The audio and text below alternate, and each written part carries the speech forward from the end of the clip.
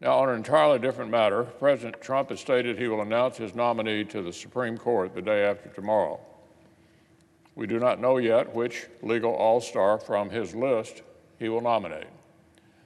But strangely enough, we already do know exactly what the far left will start shouting the instant she or he is introduced. Isn't that a little curious when you stop to think about it? A confirmation process is ostensibly about the qualifications and credentials of the nominee.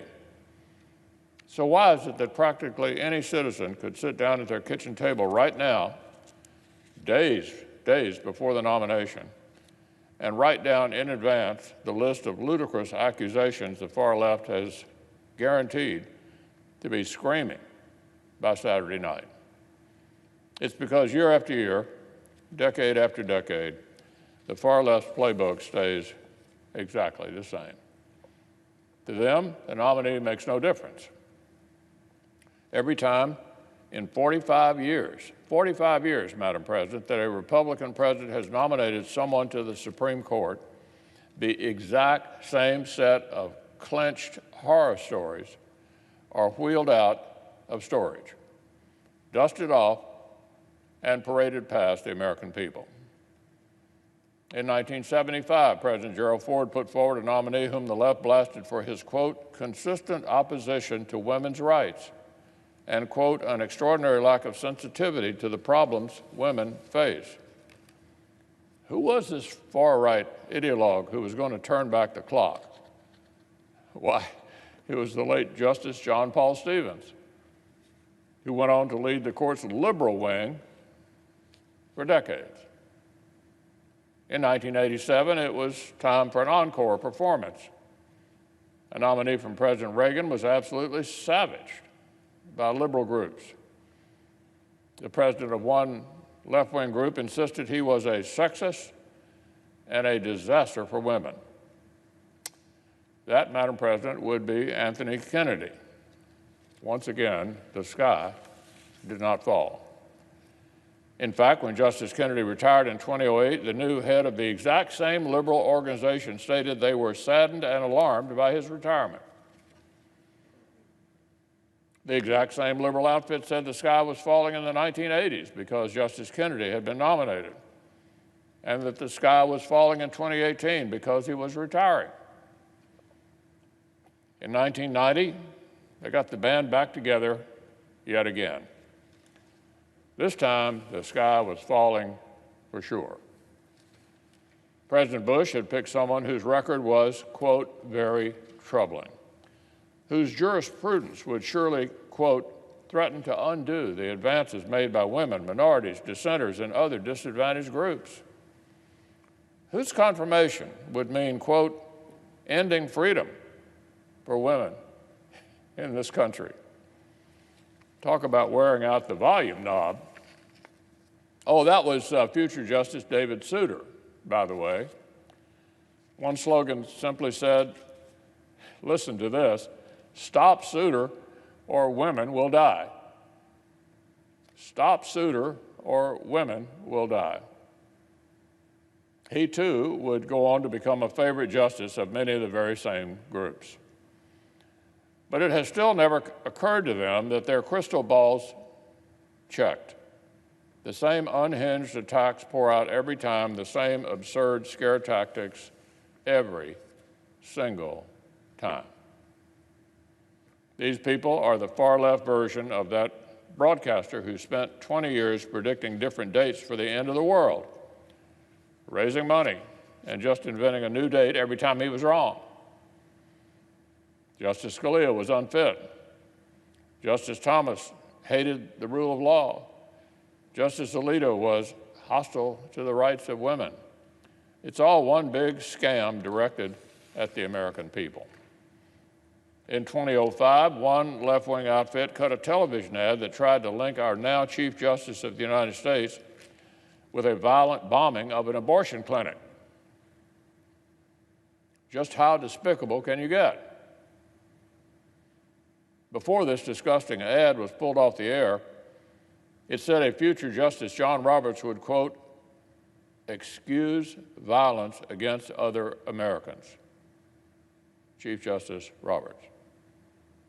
Every single time, Madam President, no matter how upstanding, no matter how qualified, no matter their views, no matter their record, every nominee gets the same insane treatment so long as the president who nominated them is not a Democrat. So long as the president who nominated them is not a Democrat. Oh, but when Democrats nominate people, none of this happens. When we confirmed Justice Ginsburg and Breyer, I don't recall any angry mobs stalking senators. When we confirmed Justice Sotomayor, I don't recall weeks of character assassination. When we confirmed Justice Kagan, I don't recall the mainstream media declaring the death of democracy. For half a century, we've seen this double standard. When a Democratic president makes a nomination, it's a non-event by comparison. The coastal political class and their friends in the media allow our national life to go on like normal. But whenever a Republican dares to nominate someone, the same people declare it a state of emergency. So sadly, we already know what the reaction we will see on Saturday. Fill in the blank, opposition. Remember, in 2017, we saw literal fill in the blank opposition. Demonstrators wanted to assemble outside the court before they even knew who President Trump would name, so they literally brought stacks of signs that says oppose blank, and they brought markers so they could scribble in the name during the president's remarks before the TV cameras cut to them. In 2018, moments after the president announced now Justice Kavanaugh, one left-wing group published a typically absurd statement declaring Trump's announcement today is a death sentence. A death sentence. And, quote, white patriarchal supremacists now have free reign. But the actual nominee was so irrelevant to their scam that they literally forgot to fill in the blank. They forgot to fill in the blank. The very first line of their press release condemned, quote, Donald Trump's nomination of XX to the Supreme Court. So, Madam President, it's safe to say the American people could start writing their bingo cards right now. We already know every outlandish claim and unhinged attack we're going to hear. In fact, former Vice President Biden has already cut to the front of the line. Just yesterday, he offered the following assessment prior to learning who he was assessing. Quote, women's rights as it relates to everything from medical health care is going to be gone. This is the Vice President, former Vice President Biden yesterday. Good luck deciphering what he's trying to say. It sounds like more of the same old junk. Perhaps the nation will soon watch this man in his late 70s condescend to explain women's health care to one of the brilliant women who President Trump indicates he's considering. Fortunately, the far-left scam artists do not get a vote.